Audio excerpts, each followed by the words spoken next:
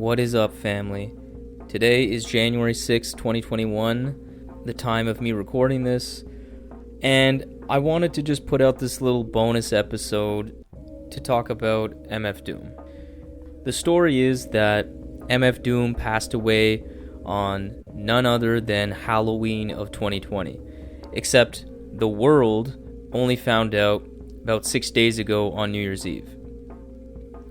I'm not here to try to give you the whole life story of who Daniel Dumile was, and instead I'm just trying to give you a few words about what Doom meant for me and what I think Doom meant for me and many others like me when it comes to his influence and his impact on the genre.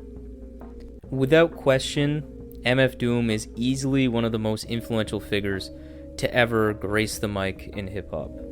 He was known for this raspy baritone voice that is uniquely his own, crazy, intricate internal rhyme schemes, and finally this unique aesthetic of having no aesthetic, except a metal mask on his face.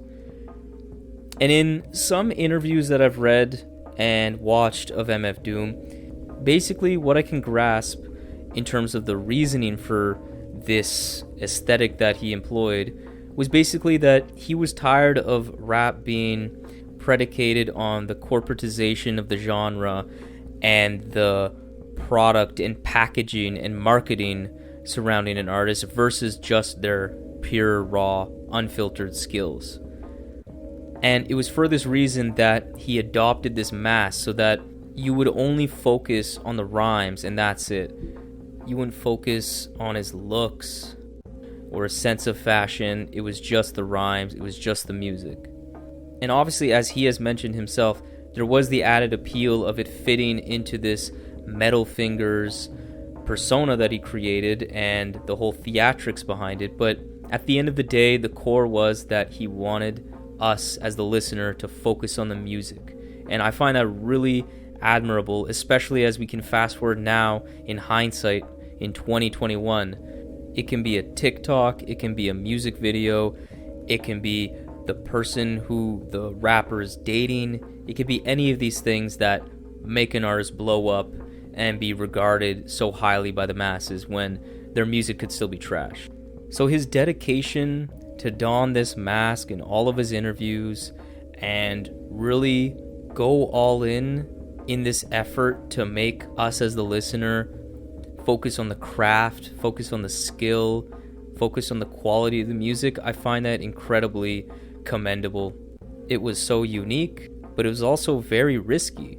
I mean, he is right that rap was getting more and more commercialized, and therefore how the product would sell was largely predicated on the marketing and the packaging and the look of a rapper. So for him to just deny all of that, it probably closed a lot of doors for him at first. So hats off to him for really rethinking and reimagining how an artist could carry themselves in their career. It's also kind of beautifully ironic that the rapper that made it a point to make the listener focus on the music and the music alone has led a career that has featured the strongest artistic direction of any rapper of all time. The artistic direction with MF Doom's career should be studied in art schools everywhere. It is beyond iconic. Absolutely every piece of art associated with that man is spectacular. So now if we move to what he would want us to focus on, which is his musical contributions and impact on the genre of hip-hop. Like many of us rap diehards, Doom was the guy that introduced us to the underground left field side of hip-hop, especially people in my age group under the age of 27, really. I feel like MF Doom was one of our main starting points. His influence musically, especially when it comes to the internal rhyme schemes that he brought to the table each and every verse, that influence can be found in so many of today's rappers that you can't even name them all. Some of his most notable babies are Earl Sweatshirt, Rock Marciano, Ka, and many more. Another really unique thing that Doom brought to the table was really highly conceptual albums. Now, obviously, he wasn't the first person to make a concept rap album. I'm not trying to make that claim. But what I am trying to say is that Doom had such an uncompromising commitment to theme and to fulfilling the album's purpose, and that's it. I've never in my life heard a track from a Doom album that sounded like it served any other purpose other than executing his artistic vision for a given album. There's no weird radio-friendly tracks, no forced collaborations, no random song even that just had nothing to do with the album's themes or motifs, but just sounded dope. Even the worst of Doom's albums, each and every one of them succeeded in bringing you into this world of the supervillain, Metal Fingers Doom, and you were just completely immersed into the world, whether you liked it or not.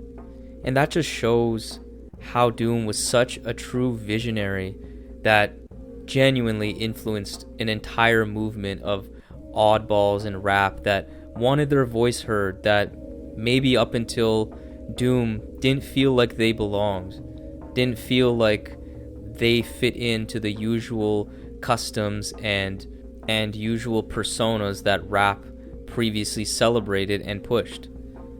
Finally, the last thing I want to highlight is that obviously Doom was renowned as a lyricist, as he should have been, but he often gets overlooked when it comes to his production work. Doom brought such a unique sound to his instrumentals. He often used very odd 80s samples, unique drums that had a very throwback, golden age hip-hop kind of vibe to it that really felt odd when I first heard it. I remember kind of liking Doom when I first heard him, but hearing tracks like The Finest off of Operation Doomsday felt so strange. I just kept thinking, this beat, it just doesn't work. That's not how rap should sound like. This sounds so goofy. It sounds so mechanical and rudimentary, but over time, that sound just grew on me so much. There's something so endearing about the way Doom produced beats, especially when we talk about his adventures into sound collage, like on that middle portion of Food, where there's 4 skit tracks in a row. Like many of us, I was like, yo, I want you to rhyme on these beats. What the hell are you doing? This is 5 minutes straight of instrumentals and no raps on an MF Doom album. This is stupid. But then, like most things with Doom, you just eventually get it, and you realize the genius in it. And now I love those instrumentals. I love those tracks, because it just adds to the character and to the atmosphere of this weird, food-based experience that makes so many interesting parallels to real life and to the rap game in general. So now, before I wrap this episode, I want to just give some album recommendations for those who have not been blessed to have heard MF Doom's catalog to date. I'm not trying to gatekeep a legend who has passed away. I don't understand the point of that. I think the world would be a better place. It would be a net positive if everybody was bumping some Doom. So I'm going to try to contribute to that cause in any way I can. So I think the most accessible album out of MF Doom's catalog is actually maybe not a popular opinion, but I think it's Vaudeville Villain. So this project was MF Doom's first project under the alter ego Victor Vaughn. And what I think makes this album the most accessible out of his catalog is that I find it's his most loose. And that's due to the persona that he adopts, Victor Vaughn, who's more vulgar. And I find as well the beats, although they're definitely not your traditional standard hip-hop for that time, as this album came out in 2003. But I do think that this project sounds like a spaced-out, off-kilter version of more traditional boom-bap-based hip-hop. as well as there's a lack of some of the more sound collage experimentation and heavy skits that we would see on other MF Doom projects. And then finally, I just think it's a great showcase of how much of a talented lyricist Doom is, as there's less layers and complexities in his rhymes, in my opinion, which allows you more easily as a newbie listener to Doom to kind of soak in his greatness. What I would think now is the most essential album of his catalog to really understand his greatness and his artistry the best, that would be the first project that Doom put out under the moniker MF Doom, and that's Operation Doomsday, which came out in 1999. This is the first project that we hear from him after he had experienced the unfortunate events that surrounded Subrock, his brother and previous group mate in his previous group, KMD, which is actually quite a dope group. They released a handful of pretty dope projects, to say the least. It was after that event of his brother unexpectedly dying, and then his Black Bastards project with that group KMD that got shelved due to some usual label bullshit. He was in a tough place and then returned out of nowhere with this masterpiece. And this masterpiece showcases all of the intricacies and the qualities of a Doom album that you just can't get anywhere else. You have the skits, you have the Metal Fingers imagery, you have the supervillain theme and skits, and you have his off-kilter, weird production and his absolutely impeccable rhymes.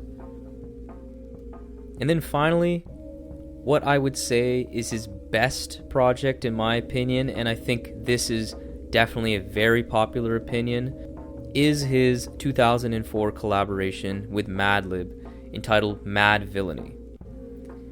Mad Villainy is easily one of the best albums ever made. Period. Any genre. Full stop. I have so many things I could say about this album, but I'm not trying to make this episode an album review, so all I'll say is that this is Madlib's best batch of beats. This is what you have potentially come to expect from him if you are familiar with his catalog, which is incredibly idiosyncratic, jazz sampling, colorful, dynamite production. And then from Doom, you get more of the same in terms of what you would hear on his previous MF Doom projects post 1999, but it's just at its absolute apex. He was in a zone that was even rare for him, and this album was also very influential and impactful when it came to how it was constructed, as many of these tracks clock in at well under the usual standard 3-minute mark, and it has this vignette style where you're just given this beautiful wrap box of candy, basically, where every piece of candy is absolute fire. And that's one of the things that I love so much about this project, is that you can put it on and no matter where you are in the track list, within moments you're just going to be brought into a million different places musically and lyrically, and all of it just comes together perfectly. It's an absolute classic, and that is what I would consider his best work. You know, to end off this episode, I just want to leave you with a couple of stray thoughts that I've had over these past few days as I've been processing this just absolutely immense loss to rap and the world in general. I was watching his Red Bull Music Academy interview. If you haven't, go check that out. It's on YouTube. And I was rewatching some of the clips. And in watching this interview, what struck me and what took me aback was really honestly nothing he was saying, because I had watched it previously. I was actually just taken aback by how regular this man looked. His style was so normal looking. He just looked like a dad who drank a lot of beers with his big beer belly and dressed in a boring ass sweater. And it was that moment when it really hit me that he's gone. Because at the end of the day, this rapper who wore the metal face, he was just a normal human being who had a family. And it's just such a tragedy to see him pass away. I don't have any information as to why he passed, but to see this regular dude on the screen, on my laptop, and know that he's not there, and to know that it was that same guy that brought me so many wonderful moments and memories as one of my favorite artists, who probably brought me out of so many bouts of depression and anxiety when I would just play Mad Villainy, play Food, play Take Me to Your Leader, and just zone out and feel good for a second. It's just terrible that he's gone. But I don't want to end it here on that note, because I want to mention that I listened to Doomsday, the track off of Operation Doomsday, a couple days ago after his death. And this was a song that I actually would usually get kind of depressed listening to in the past. And that was because it would bring me back to when I first heard it and when I would really, really spin this album constantly. And that's when I was about 15 or 16 years old. This song in particular was the one I played the most. I loved it. But it was that hook that can be seen as peaceful, but it also can be seen as kind of somber and melancholic. And I definitely interpreted it that way when I was hearing it back then. And it just brings me back to that depressed, lonely, and really anxious self that I was back in the day. That hook by Pebbles, the Invisible Girl, just evokes so many emotions out of me. So it's often a song when I hear it, even at age 25, it would make me feel a little weird. It's a song that I don't always go back to, only unless I'm listening to the whole album in full. But now, in light of the fact that Doom is passed away and no longer in this world, when I listen to this song, the meaning has just magically changed in my mind. Now the song just reminds me that no matter how meaningful your contributions are to the world, you can just be taken away in an instant. And I don't mean that to be more negative. I actually mean that as a positive thing. Because that means that, and I know it's cliche, but it means that life is precious. It means that what I'm living in this very moment as I record is precious. It's worth something. And maybe one day I could make something, create something that could evoke as many emotions as the track Doomsday did in me, in other people. Because even if something like a piece of music makes you sad, it makes you feel something at the end of the day. And I think that is incredibly special, and what I feel is a fleeting moment in today's hyper commercialized and plastic society. It was an honor and pleasure to feel something from MF Doom's music, and I'm so thankful he came into this world. I hope his family is doing well. I hope his family is getting through this really tough time. And I hope that if Doom is listening somewhere from a supervillain perch in heaven, I just want to thank him and tell him that his music inspired me and an entire generation of people. So I think that's something that he should be incredibly proud of. R.I.P., man. See you on the other side.